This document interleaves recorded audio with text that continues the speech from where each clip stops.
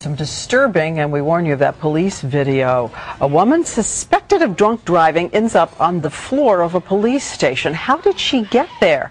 The incident was caught on tape, but David Murray is back here now because it seems that a key portion of the tape is missing. David? Yeah, it's a classic case of he said, she said, Diane. But as you mentioned, it all comes down to what's on the tape, or more importantly, what's not there. And we want to warn you this morning that the video is really quite tough to watch. You're not going to let me call anybody. You're not going to let me call anybody.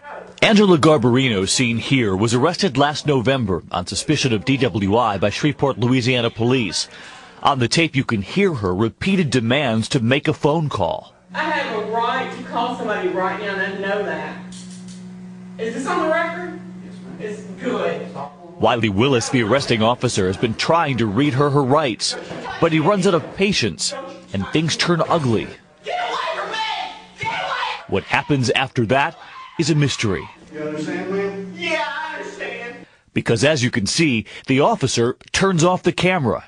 When the recording resumes, Garbarino is lying in a pool of her own blood. Another officer takes a look before she's taken away on a stretcher.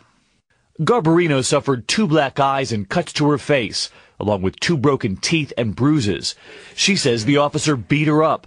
Willis was fired, but a statement from his attorney says he turned off the tape, quote, in accordance with normal practice, and added the suspect tried to leave the room. In the process of stopping her, she fell and injured herself. Experts who reviewed the footage say at the very least the officer should have called for female backup. I think you have a situation here where the arrested person is refusing to cooperate and the police officer apparently overreacting. And you can see this morning why so many people are reacting to this. Police decided not to file criminal charges against the officer, saying no one knows for sure what happened because the tape was off. Garbarino faces trial and charges of DWI, hit and run driving, and reckless driving, and she denies those charges. Meantime, the officer is appealing his firing.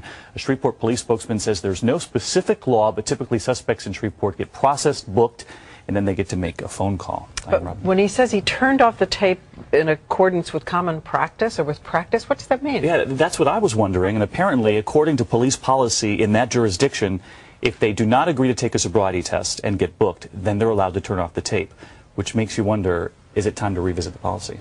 Very strange. Okay, thanks, Dave.